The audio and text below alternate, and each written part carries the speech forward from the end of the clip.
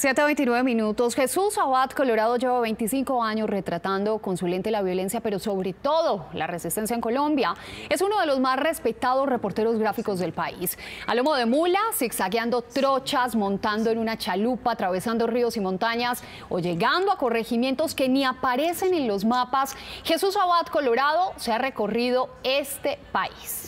Su pasión por el oficio lo llevaron a captar lo peor de la condición humana en el conflicto armado, pero también en ese doloroso trasegar conoció la dignidad de las víctimas y aprendió a verlas con un ojo distinto. Habla como un viejo sabio, aunque apenas tiene 50 años. Colorado ha sido ganador de premios nacionales e internacionales de periodismo. Su voz y su lente son únicos y por eso hablamos con él en nuestra serie El País que Queremos. Aquí está su diálogo con Juan David de la Verde. Usted ha retratado múltiples escenarios muy tristes, muy pavorosos de la guerra en Colombia. ¿Qué puede explicar que en Colombia sí haya trapeado tanto con la dignidad del ser humano?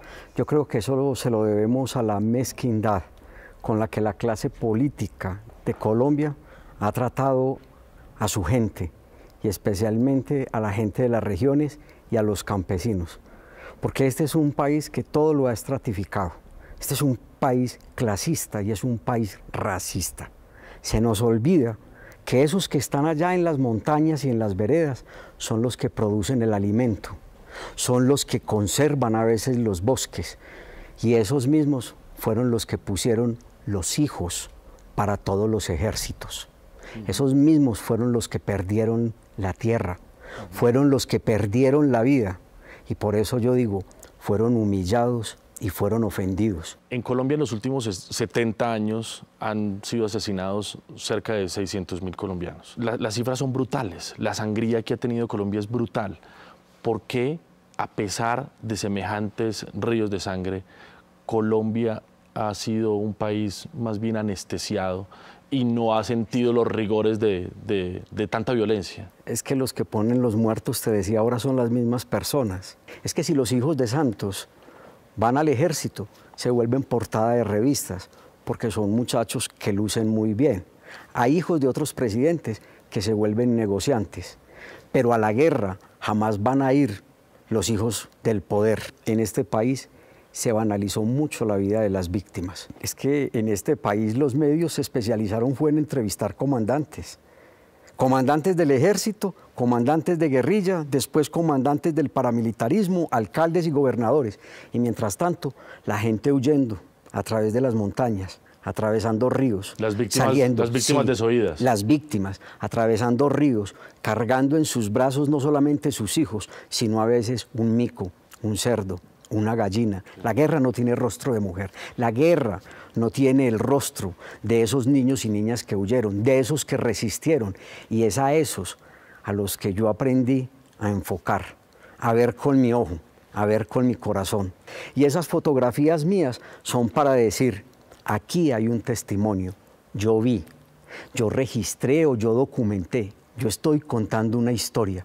Después no digan que no supieron. ¿Cómo hacemos para reconciliarnos en un país tan, primero, lacerado por múltiples actores, pero además por una dirigencia política que se ha acostumbrado a atizar esos odios?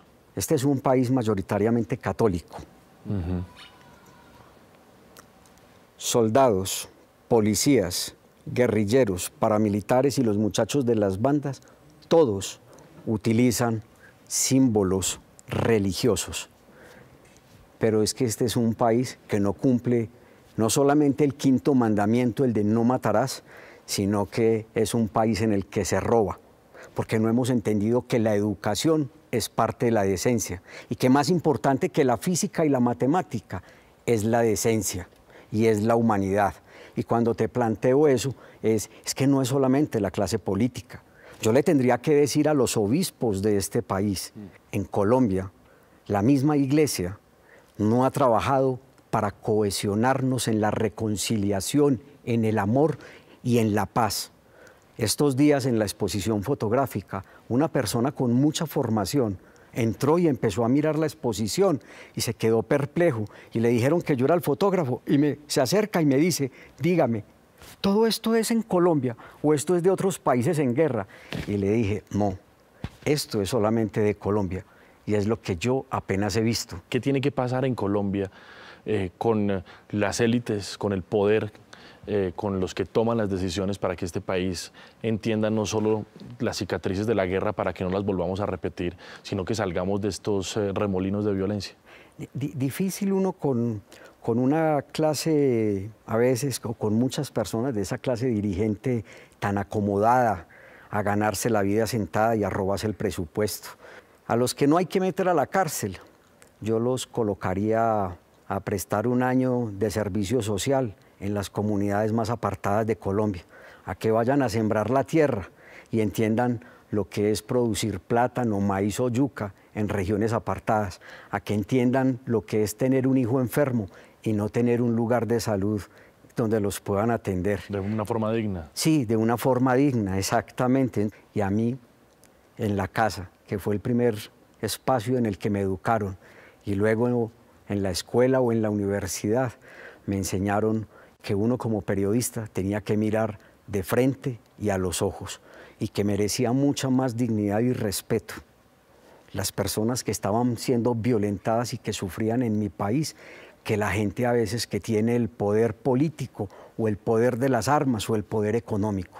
¿Cómo se imagina usted un país mejor? ¿Cómo se imagina usted una Colombia distinta? ¿Qué tiene que pasar? Un país en el que el presupuesto se irrigue, ya te dije que no se lo roben, pero un presupuesto que sea repartido y que entendamos que tiene que llegar a las regiones, que tiene que llegar en escuela y que tiene que llegar en salud, que tiene que llegar en vías, pero tiene que ser también un país que empiece a respetar la naturaleza.